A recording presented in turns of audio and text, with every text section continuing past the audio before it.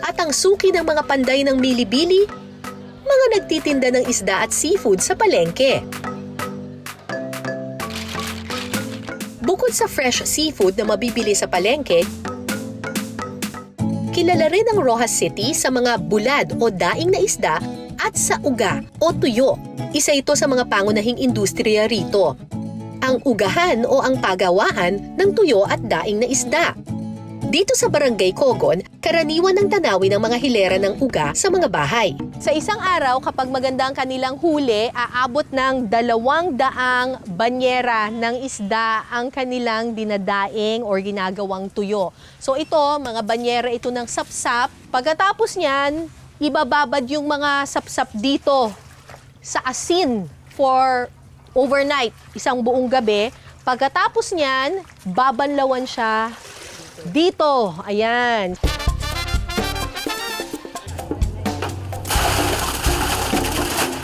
Ito yung mga bagong huling sapsap.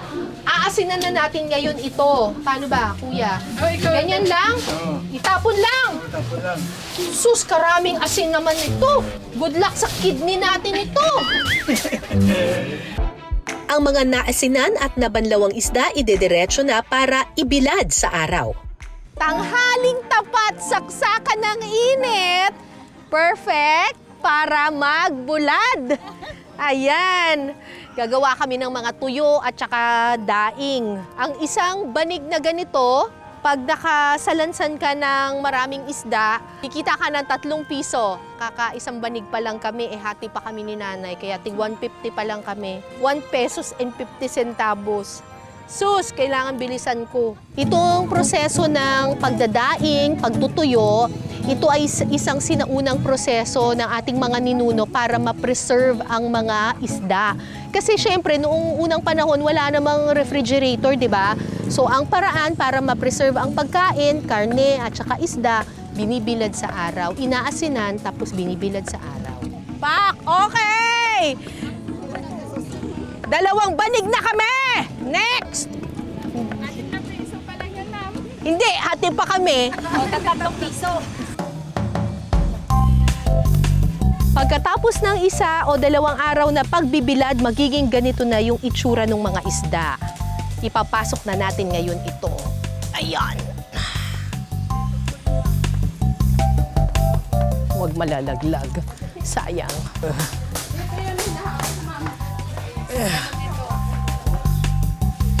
Yes. Ganyan na.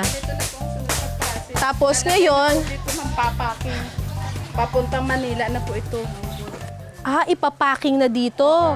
So, dito sa bahaging ito, sinusort na natin yung mga tuyo. Merong 3 uri ng tuyo, yung good. Ayan, perfect. Kasi makintab pa siya, ibig sabihin may kaliskis siya, tapos buong-buo siya. Dito yan sa table na ito, dito yan sa lalagyan na ito. Tapos, merong mga tuyo na medyo bitak-bitak ko, hindi masyadong kumpleto yung kaliskis niya. Yan. Yung mga walang kaliskis or kulang-kulang yung kaliskis, dito yan siya sa pangalawa. Tapos, meron din yung mga butas na. Ayan. Yung mga ganyan. Sira. Yan. Akala nyo reject yan? Hindi, mabibenta pa rin yan, pero sa mas murang halaga. Ang mga tuyo at daing nagkakahalaga ng 80 hanggang 400 pesos kada kilo, depende sa klase. Okay. Walang kaliskis. Kailangan pala maano yung tingin mo dito, no? Maliwanag. Maliwanag yung tingin mo kung may kaliskis o walang kaliskis. Ito, butas. Butas yan. Butas.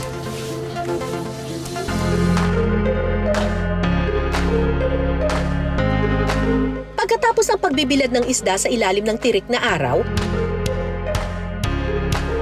titikman naman natin ngayon ang bunga ng ating paghihirap. Ang ipinagmamalaki nilang luto sa kanilang uga o tuyo. Pero hindi lang ito basta prito, uga but make it social, uga pasta. Kasama ko dito si Chef Nick. Tuturuan tayo kung paano magluto ng uga pasta. Special ba ang ang uga o ang tuyo ng Rojas, ng parang Capiz? staple dito kasi marami po kaming ugahan. Ah, Opo. okay. So, So mag-start tayo maglagay ng olive oil. Olive oil. Opo. Tsaka next pa natin yung bawang at saka sibuyas. Napakasimple lang po dito, ma'am. Tsaka ang napansin ko yung tuyo ninyo dito, hindi maalat na maalat, ano? Hindi Opo. overpowering yung alat. Opo. Kaya masarap siyang ipang flavor. Bituka niya. Yes po. Habang nagigisa, tatanggalin muna ang bituka at kaliskis ng tuyo. So after natin chop-chopin lang muna natin. Pagkatapos, igisa na rin ang tuyo at ang kamatis. Kapag luto na ang kamatis, pwede nang ilagay ang pasta.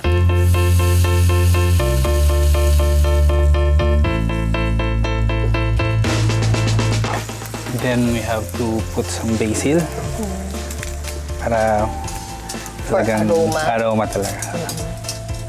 Para mabalanse ang lasa, timplahan ito ng kaunting asukal.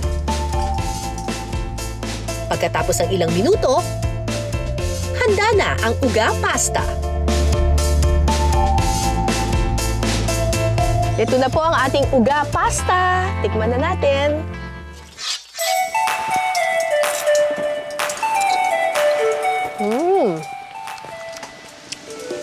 Hindi siya maalat na maalat, very subtle lang yung flavor ng tuyo. It's good. Balancing-balanse yung lasa niya, nalalasahan mo pa yung kamatis, tsaka yung flavor ng basil.